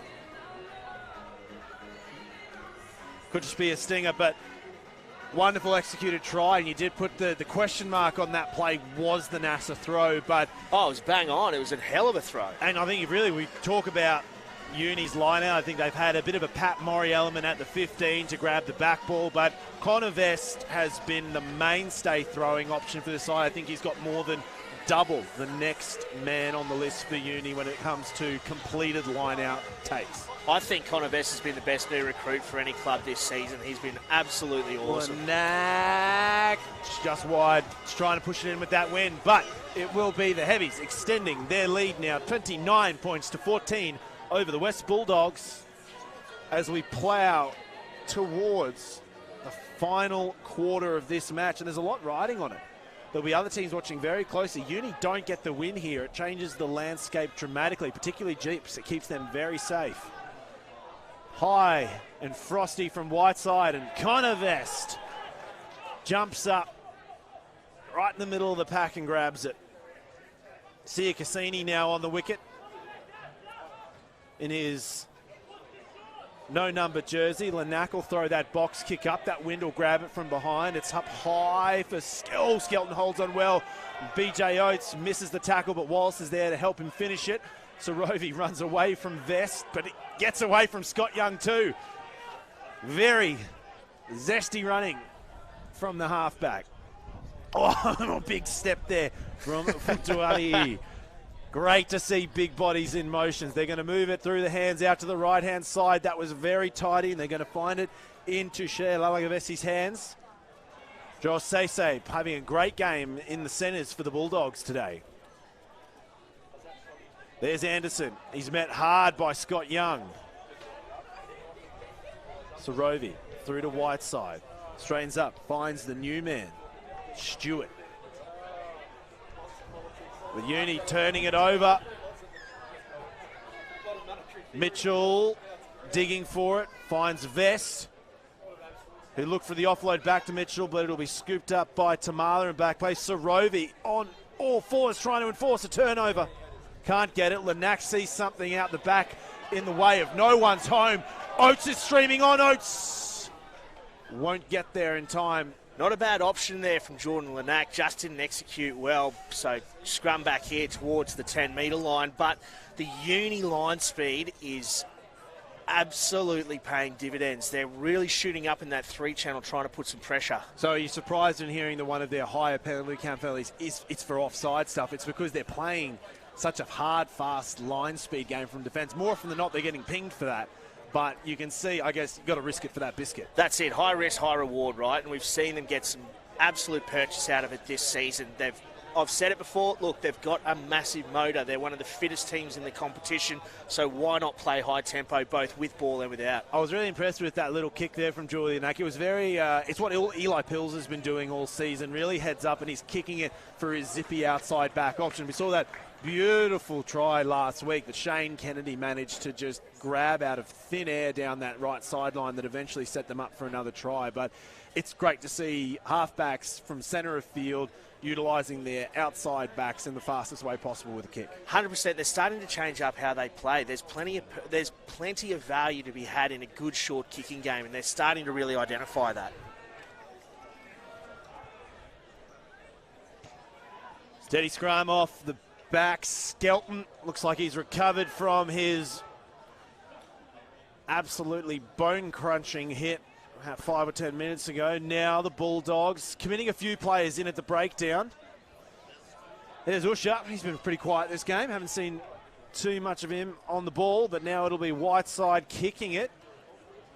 Oi. Clancy's lost his feet, but he's managed to get back up, and he'll link up with Greeley. Greeley throws a step, breaks some ankles. He's going to keep jostling through the field. Gets an offload back to Mitchell. Mitchell, been a serial seaguller on the left side of the field all season. Vest. Numbers here. Here's Sia Cassini. Offloads! And it'll fall just short and be knocked on. Bad pass, bad carry, not sure, but it'll be a West scrum. Uni seemingly starting to open it up, and they're finding a little bit of continuity in their play. Yeah, very one out from the doggies in attack, but as you said, Uni are actually starting to throw that pill around really well. You saw there, if Pat Morey gobbled that up, they would have had a 4-on-1, and you can't help but think with the pace they've got on the fringes there with Oates and co, they would have chopped up. But how about Mac Greeley? He could step you in a phone box, that bloke. Mac Greeley, unbelievable. Such a young talent too to see him up, and he's really come down to this competition this year. And you do see a lot of kids come in to play this competition, and they really either make it or the competition does break them and they've got to go play their wares down. But what an influx of young, amazing wingers that we've had. You know, Collins, Fluke, Greeley. We could sit here and name them all. These young guys that come in and just light it up on the outside. It makes it so exciting to see. And right now, Pat Morey, he's getting a bit of treatment. It looks like it's on that right knee. Yeah, it looks like it is strapped up, and they're just having a quick look at it now. But, I mean, as you were saying, those youngsters, it's great to see youngsters coming out of the schoolboy system and actually coming into the Premier Grade system and really starting to actually prove themselves here at this level and then actually move into the higher levels we saw it perfectly with Jock Campbell. He coming through that system, and then he came through Colts. He's come through the Premier Grade, and then through NRC. And then when he hits the ground running in the professional arena, he absolutely heaves. So it's great to see these youngsters coming into this system here, and guys like Hino, who I think gets players up to Premier Grade standard quicker than anyone else, absolutely killing it. And it looks like, in that last scrum, they brought Bronson Fortuali'i off at scrum time and brought on Shane Tarsi with the blonde top knot there. So I think you might lose something here come scrum time, and I think it's definitely something that Josh Nassar and Hamish Richardson should really target.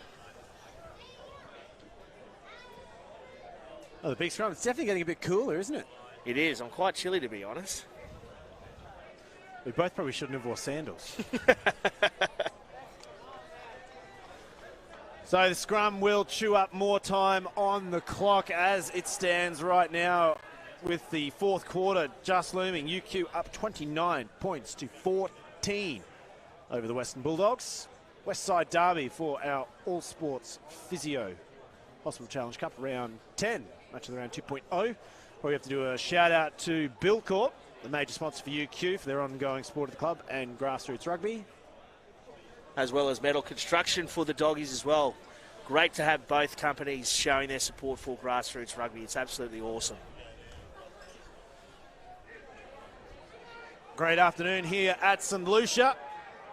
Another big shove from Uni. They have Wests on skates, but they managed to get out. Skelton picks and goes from the back. Nearly gets an offload off to Sorovi, but I think it'll be lost forward as Stewart got his hands to it. Geez, UQ are getting some boomfa at scrum time. Yeah, S.J. Tamala there, you could see, was just able to get up and underneath Liam Usher a little bit there, and they just squeezed so much tighter there, which was brilliant work. Josh Nasser there at hooker. He's added a lot there at scrum time, and I think the heavies really starting to put some serious pressure on. And there's a sub coming on now as well. Johnny Tico, number 26, coming on for Gav Luca. Big game there for Gav Luca. I think a lot of the ascendancy we saw in that first half scrum time can be attributed to his effort. Yeah, again, as I said in the first half, it's great to see him playing big minutes, getting some running in the legs, just showing why. You know, he was an Aussie schoolboy, Aussie under-20s. You know, he made his Reds debut last year. There's plenty of talent there.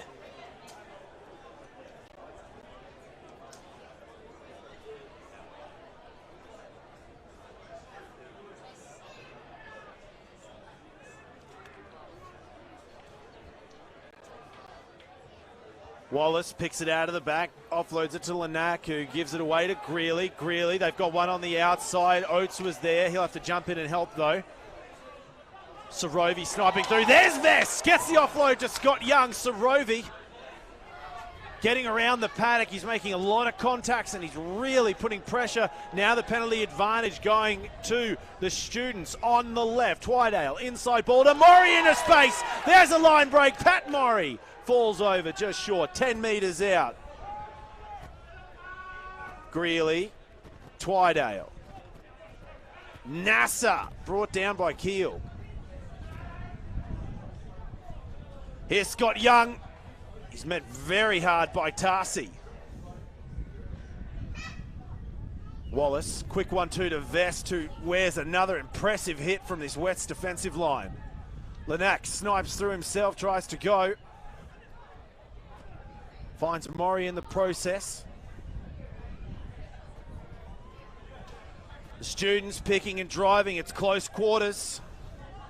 Lanac backdoor, Twydale through to Greeley. Once more out. Oates is in. Hat-trick there for BJ Oates. Not bad there for the young winger, but it was just a numbers game in the end there for the heavies. But smart footy to be able to identify that space, and a bit of a stink going on in midfield. Shane Tarsi and Connor Vest going toe-to-toe. I think Connor Vest just saying, check the scoreboard.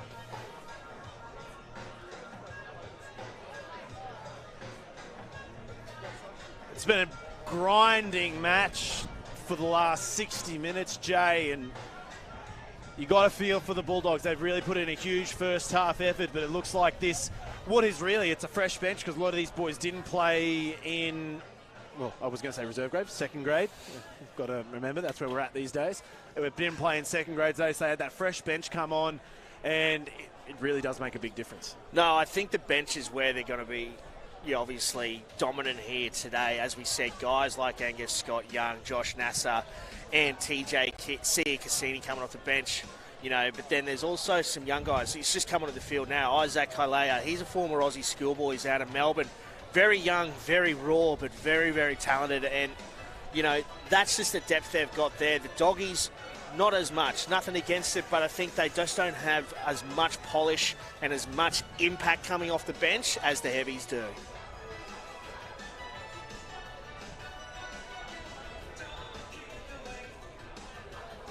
Here's Lanac. Gets the flags. Uni extend their lead now. 41 points. 14. 86 points, West 14. And it's been a really big turnaround in the second half. We haven't seen West get on the scoreboard yet. Uni are playing much in their half. They've got that wind on their back too right now, which probably is a helping bonus. Oh, Vest jumps up and down, grabs it, gets back down. Lanac, Sia Cassini. Sia Cassini and Wood both still on the paddock. Yeah, plenty of size there in the midfield. Lanac throws it onto the right from the back of the breakdown. Skelton's coming across and scoops it up well. But Mitchell cleans him up. Sorovi, eyes up, looking at his option. He finds the new man, Stewart, who's muscled to the ground by Wallace.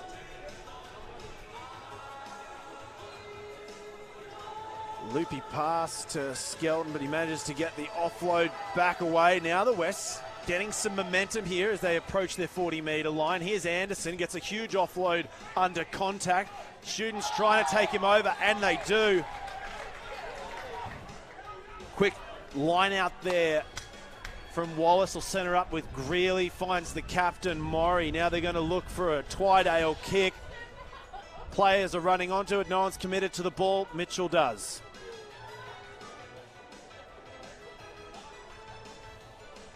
Vest. Copping some big hits there from Tarsi. Now Sia Cassini finds space. Finds Scott Young on the outside, and Angus Scott Young. Get in! The doctor in waiting gets a great try under, and some Western side handbags are flinging around. 22 out from the line. Yeah, stupid stuff there from Shane Tarsi, throwing that elbow on the ground there. That forearm on Connor Vest allowed the opportunity for the Heavies just to go straight through the middle there. Just getting a bit fiery there from Shane Tarsi, but good backing up there, Angus Scott Young, to be able to run that good transition line to get it back inside. So the Heavies starting to run riot here, and I think the Doggies are getting a bit feisty. So it looks like there's a small conference happening right now.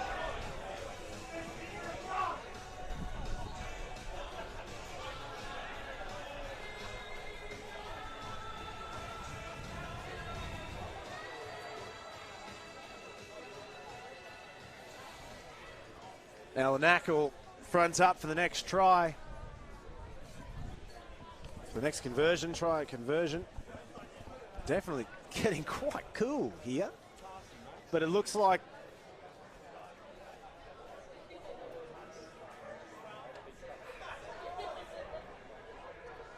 referee's having some words there with Pulive and Tarsi.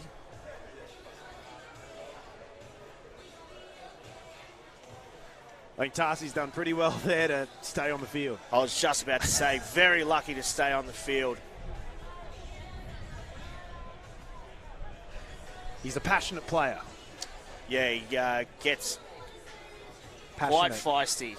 quite feisty, and I think it can be to his detriment as well. He can see red on occasion and do some stupid things. So lucky to stay on the field there, but it's all one-way traffic of late, and the Heavies just looking red hot.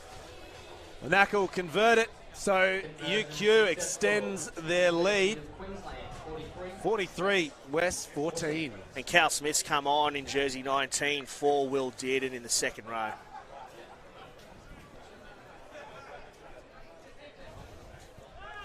Whiteside, another superb restart will go up, and Connor Mitchell, fearless underneath, takes it. Lanac fires it across. Greeley coming up from fullback this time. He'll find a few extra metres. Vest breaks a few tackles, loses it as he comes down. Sorovi throws the chip after the regather. Not the option, but he was hit off the pill there.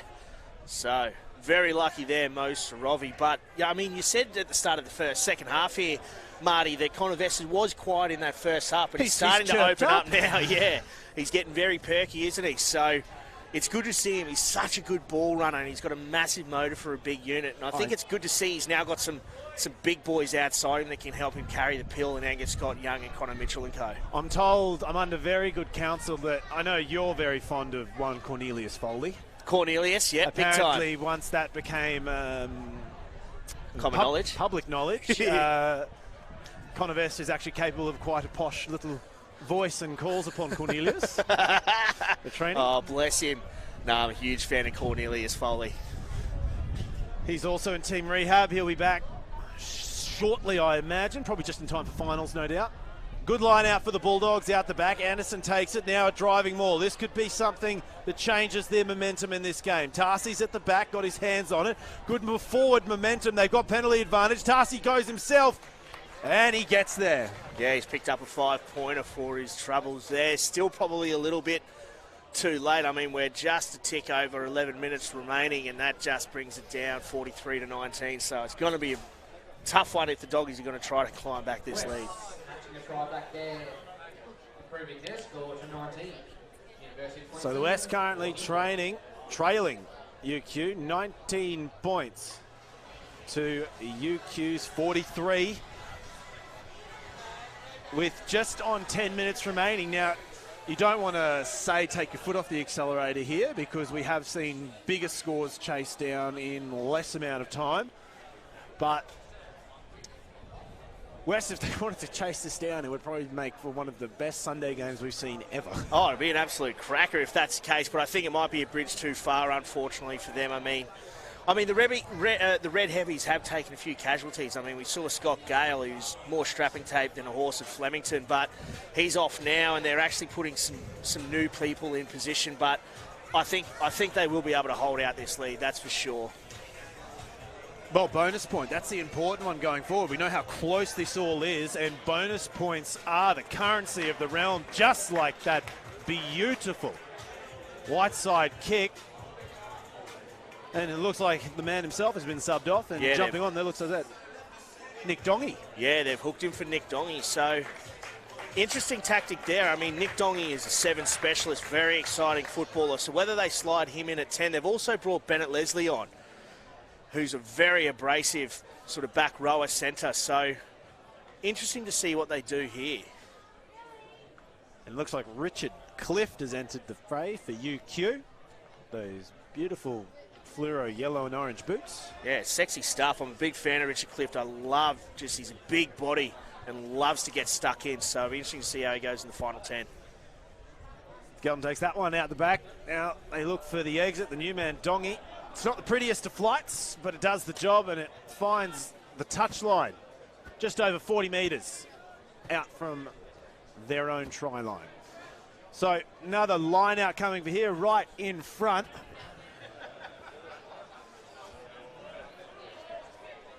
Uni running that 5+1 Vest at the front. Sorovi, carbon copy of the last one, swoops around the back and collects it.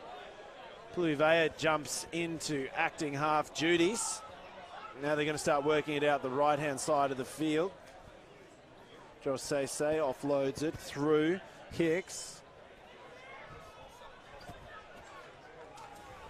Yeah, just lost it there in contact. I think he was trying to go for that little sevens play, just the quick release and get back to his feet, and bombed it, unfortunately. So Yeah, scrappy stuff there from you're the Dogs. You're feeling a bit of an inevitability of this game right now with the scoreline the way it is, and we're seeing all these fresh subs on. We even saw that the influx of subs at the beginning of this half, it did take time for both sides to acclimatise to it. So it's a bit of a tall order now for the Bulldogs, all these fresh legs coming on, people having to gel in with guys that have been out there already for 70 minutes. Yeah, that's it. And I think with the subs they've put on as well, there's a new 10-12 there in Dongy and Leslie, so it's going to be a bit of a weird one. I think Bennett Leslie is an absolute shot merchant, can absolutely light blokes up, so I think his role is to come in and try to negate Wood and Cassini a bit. More than Jerry Skelton? No, probably about the same. You ever seen that movie Deep Impact? Yeah, kind of like that. Yeah. No, what was that with Bruce? Armageddon. It's an early shunt there at scrum time. Half arm there for the Dogs. Hosrovi quick on the tap, offloads it through to Skelton, who just pile drives Mitchell into the turf. Now the Bulldogs playing it close and tight.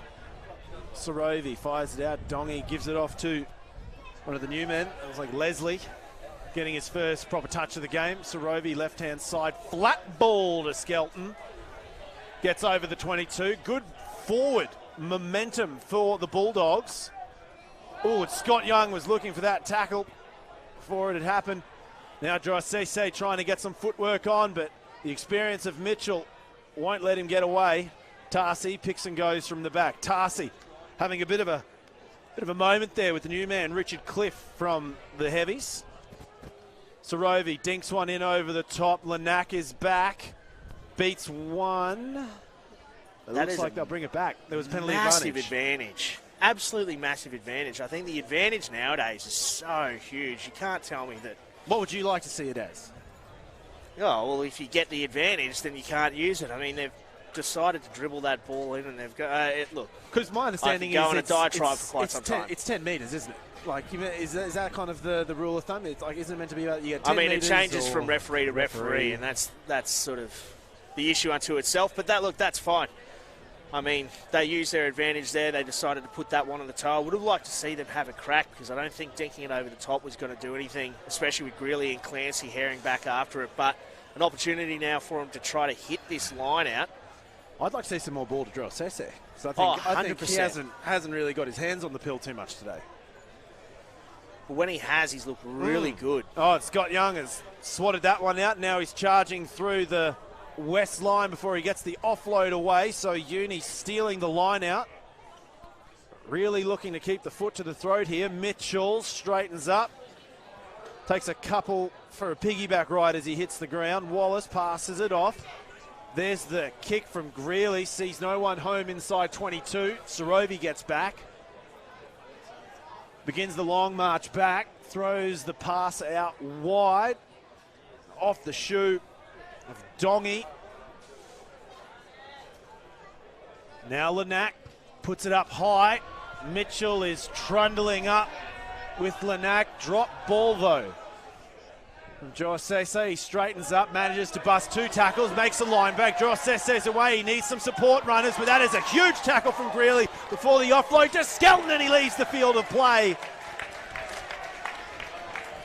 And just when you think the Bulldogs are about to get a bit of a run up, Uni just slammed the door shut again. And as you said, I mean, Ilaisa Drossese, he's had a quiet game, but when he has had his opportunities, he's looked good. But that right there, as you said, sums up the day. As soon as the Doggies get a little bit of ascendancy, Drossese, if he looked on the inside, would have had about 6 blokes all turning to add themselves in as a support line.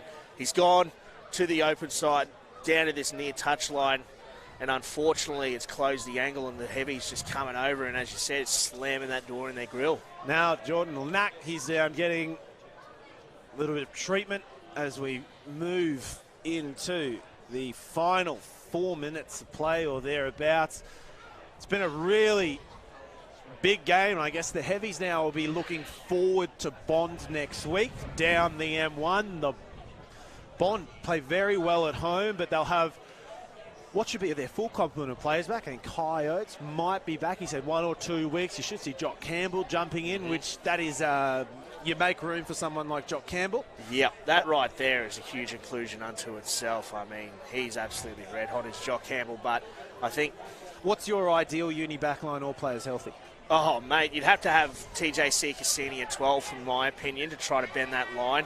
Obviously, Jock Campbell, Mac Greeley, if you can get Coyotes on one sting. Where do you put Scott Gale? I think play him at 10 still. I think you've got to keep Jordan Lanack, because what you've seen today, the big difference between these two sides has been that short kicking game. Jordan Lanack has used this breeze brilliantly. The Doggies are just kicking just for the sake of kicking, whereas Jordan Lanack, at least there, was trying to make it contestable. He's trying to hit it to the fringes and trying to get as much ball inside the 5 metre line and sideline as possible to make it hard for the Dogs. Tarsi floats it to the back. Anderson will grab it. The Bulldogs not quite done yet. Final minutes of play. They may be down and this score won't be able to be closed. There's Stewart. Now going to the outside, Dongy floated. Drossaise's got his hands on it. Takes a few defenders to get him down. Sorovi from the back fires it through. Hits the hands of Smith. Pick and go from Stewart. Offload to Sorovi. But then it's lost and another offload. Lanack will clean it up. Greeley calling him in. Tamala one-on-one against Puliavea. Here's Scott Young. Shows and goes, but didn't fool anyone.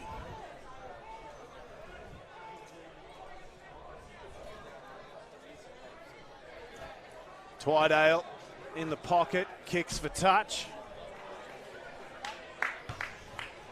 Kicks it well and truly into touch. Yeah, good clearing kick there to get up over the 10 metre line, but I mean, the Doggies have just been their own worst enemy today, just in those tight quarters, small knock-ons, just their support play, their offloads haven't gone to hand. I mean, it's been tough, but it's great to see. I mean, Angus Scott Young has been absolutely massive in this second half. Absolutely massive, and you saw him there getting those turnovers and putting shots on and strong carries. He's awesome. Looks like one of your favourites is about to hit the turf. Bat, Richie. Line out, not straight. That was an absolute bludger of a throw there from Shane Tarsi. I think Conavest just gave him a bit of verbal encouragement. Yeah, they've been going back and forth all day today, have Shane Tarsi and Conavest. Geez, you forget how big Angus Scott Young is, you think. You think Conavest is a big guy, then you realise it could be the afro, though, on Angus Scott Young. Yeah, he's got a good 3 inches there. Yeah. He chirps himself up as quite the avid gamer and also a medical doctor in waiting as well, which is really exceptional for someone to be playing professional rugby, pulls off a dual degree and has the medical degree waiting in the side. That's just an unbelievable achievement. I was thinking about doing that when I left school, actually. Yeah. How's that working out? Not well. Not well. I got time. Surely.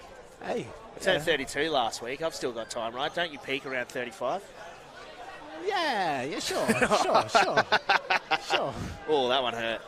Ugh. Just as long as you sit at the front of the lecture theatre and ask as many inappropriate questions as you can. Mature age students. They have to be shocking segue questions. Yeah, worse than Satan themselves, mate. Oh, my God. Scrum here for Uni in what must be the final minute or so of play. West getting a bit of a shove on. It'll spin around and Sorovi will find it out the back. Now they're going to start recycling it out to the right-hand side. Agavesi finds some space on the right and getting away. This is very nice from the winger. And this might just be a little consolation prize for the Bulldogs. Catching Uni's defence napping out wide. Try time to the Bulldogs. 21 chases 43. There it is right there, Bombay Benji. That's why we call him Bombay Benji. He's got that dinky little step and then just like the Prince of Persia, nabs himself a little treat in the corner there. But as you said, a little too late, unfortunately, for the Doggies. So, I mean, it makes the scoreline a little bit more respectable, but they have been comprehensively pizzumped today. He's another one of those players today that really wasn't let out of the box. We really didn't get to see Callum Hicks. We didn't get to see any of the back three let out of the box, along with, as I say, it was a hard day. Whether that is, like you said, attributed to the line speed of UQ's defence, it stopped the flow of ball and traffic from getting out wide. I mean, and when they do things like that, you can see just what they can do. But if there's one thing that the outside backs of the Doggies have done this season, they don't go hunting enough for it. And when they do, they get plenty of pay out of it, but they don't go looking for those extras. You look at Sunnybank, since Digby's come back, right? He goes into first receiver. He looks to get himself in as much as possible. So I think that'll come with their game a little bit more, but they're awesome when they do get their hands on that pill. Conversion successful, West 28, UQ 43. And as we see the shadows draw long here in St. Lucia, round 10 will be coming to a close very shortly. One round left of regular season. Who's making finals is anyone's guess. There is a very important round of rugby to come up before we head back to the spiritual home of rugby, which is Ballymore in 2 weeks' time. 2 weeks' time. Right now, we'll know who's going through to the grand final. How good. I cannot wait. I'm frothing it.